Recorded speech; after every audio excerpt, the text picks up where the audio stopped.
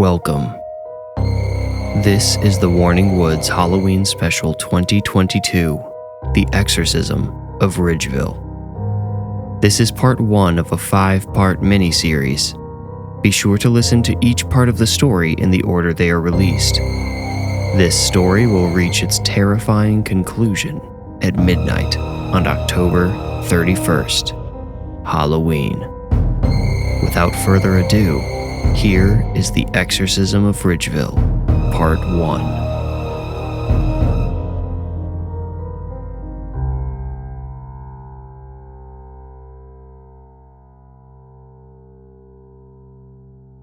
My taxi driver made good time between the airport and the quaint little town of Ridgeville.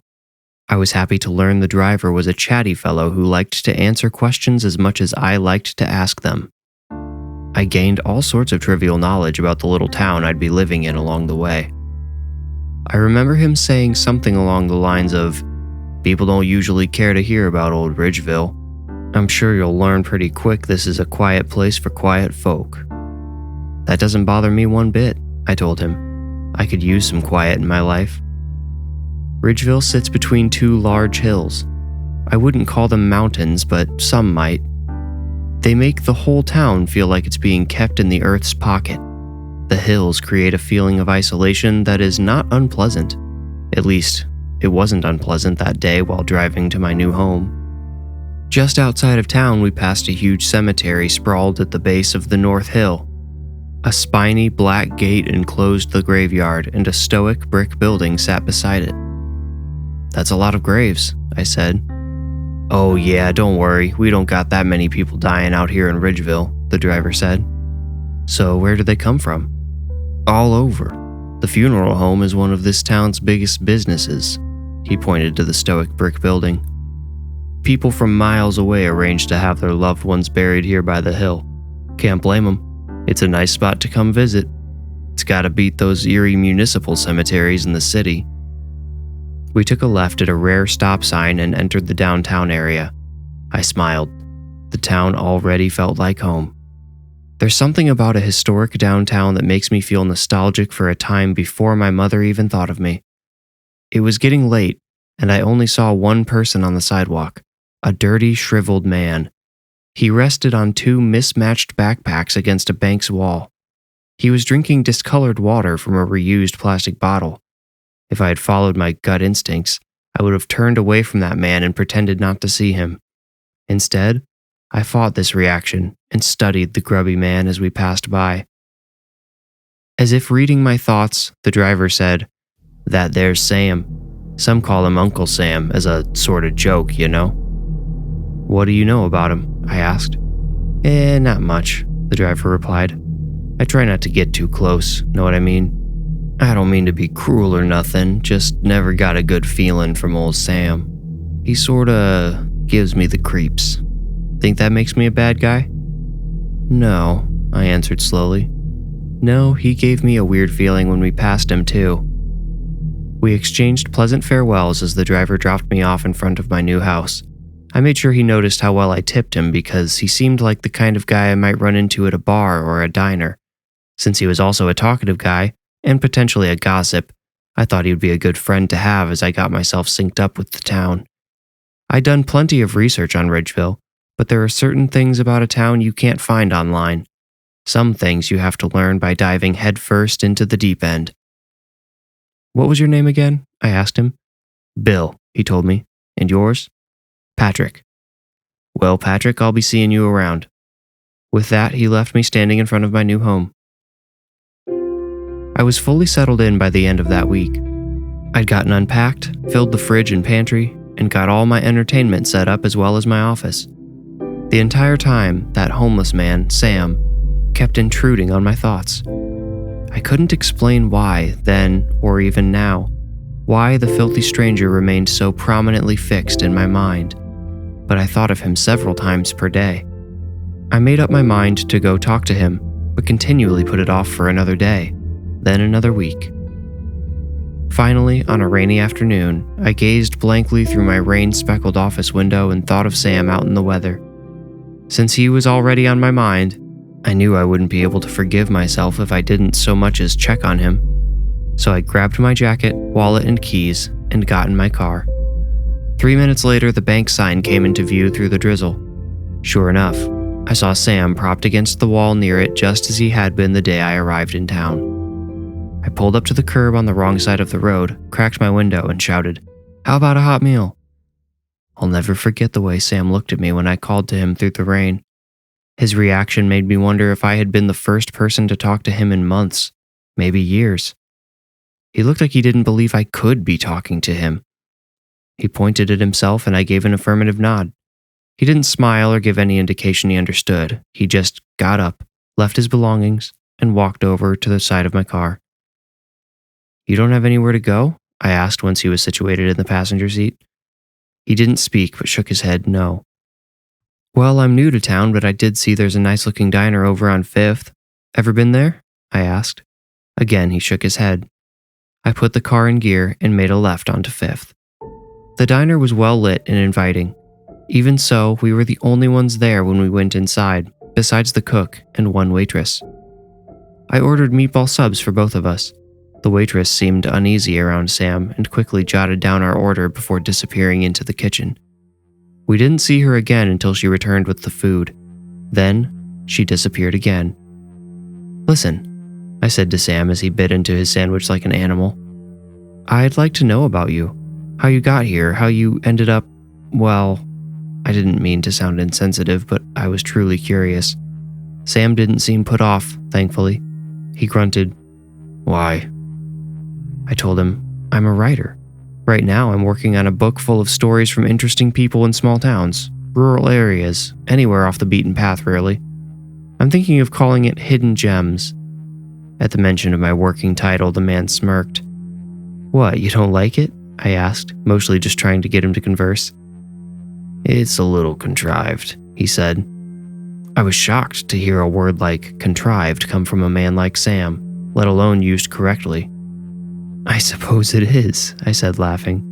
"What would you recommend?" "Well, what kind of stories are in it?" he asked back. "Yours would be the first," I told him. Sam seemed to consider this seriously as he took his next bite.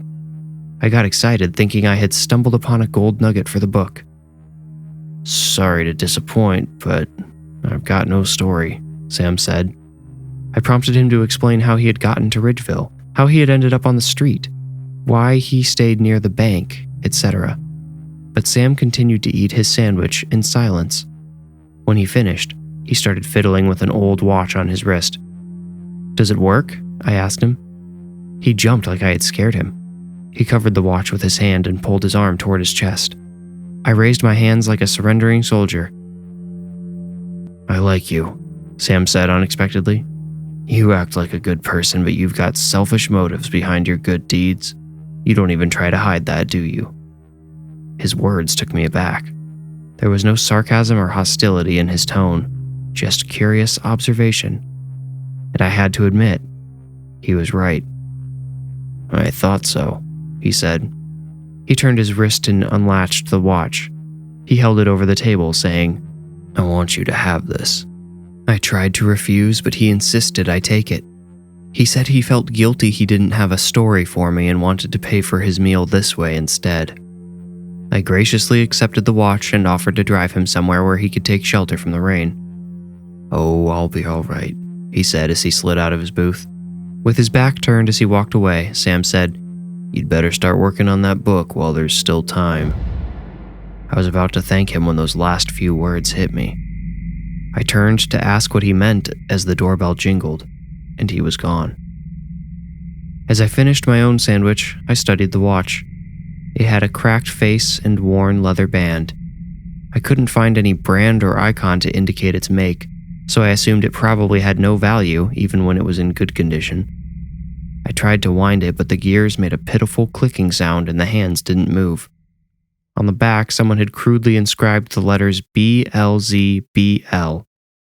Too many letters to be initials, I thought.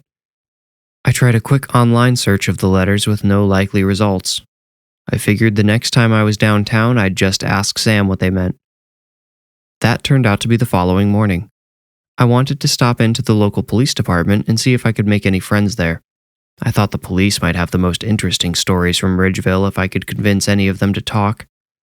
On my way, I passed the bank and saw Sam's belongings drying in the sun. Sam was nowhere in sight, though. I pulled over and got out to walk around the block. I thought Sam might have just gotten up to stretch his legs or maybe seek out a meal. "You gonna take that stuff?"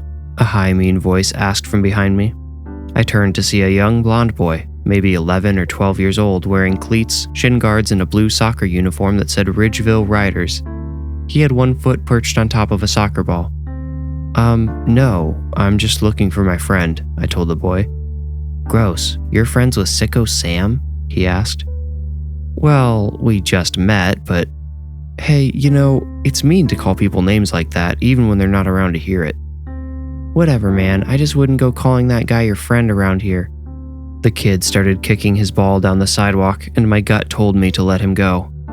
It told me I didn't need to bother myself with a bratty, compassionless kid, but I didn't listen. "Why not?" I shouted down the sidewalk. I saw the back of the kid's uniform said Worthing 17. He spun around and shouted back, "Are you talking to me again?" "Yeah," I said. "Why shouldn't I call Sam my friend?" Worthing 17 kicked the ball to me, and I just barely caught it with the tip of my sneaker before it rolled into the empty street. I tapped it back to him when he was close enough that I felt confident in my aim. "You want to know why we call him Sicko Sam?" Worthing 17 asked. "Sure."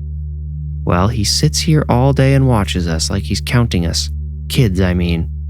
He always seems to know where we'll be and who we'll be with, and at night, if one of us is outside alone, he finds us and tries to take us into the woods." "Does he say what he wants to do in the woods?" I asked. Worthing 17 scrunched his face and scoffed.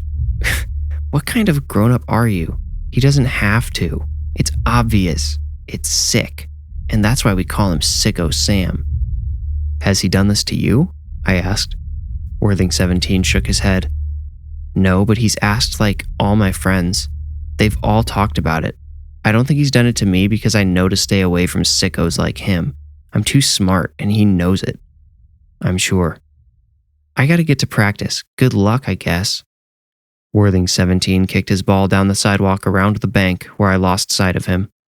I wasn't convinced he was telling me the truth, but I made a note to keep my budding friendship with Sam quiet until I could learn more about him. If he was a known pervert, I think Bill, my cab driver, would have mentioned that. I pulled up to the police station 10 minutes later. An officer was near his open trunk checking some medical gear. He nodded at me as I approached. I asked if he had seen Sam that morning, and he said he hadn't. "The guy usually hangs out at the bank all day and night. We've always wondered if he ever eats or sleeps. Seems like he's always just there," the officer said. I told him, "Well, he's not there today." The officer shrugged and said, "Well, I need to get going, but I'll keep an eye out for him, all right? You a friend?" he asked. I told him I'd just met Sam the day before was all. I decided to drive around for a while and see if I could find Sam myself. It didn't take me long to cover most of the main roads. Unless he had gone inside someplace, Sam was really gone. And since he hadn't bothered to go inside during the rainstorm the day before, I assumed it was unlikely he was indoors now. When I pulled into my driveway, my heart skipped a beat. My front door was wide open, and some of my belongings had been tossed out onto the front lawn. Stupidly, I ran inside to see what had happened. I found most of the house untouched. My office had specifically been targeted by whoever came in. As I dialed 911 and looked around to see what was missing, I noticed Sam's watch sitting in the middle of my desk. It was just about the only item that hadn't been moved during the break-in. You made it out. Congratulations. If you enjoyed the story, please rate and review this podcast wherever you like to listen. Reviews are the best way to support the podcast and help it grow. You can also become a patron at patreon.com/thewarningwoods. If you want more creepy content, including the images that accompany each story, follow me on Instagram at @thewarningwoods. If you feel ready, meet me here next week for another journey into the Warning Woods. Thank you for listening.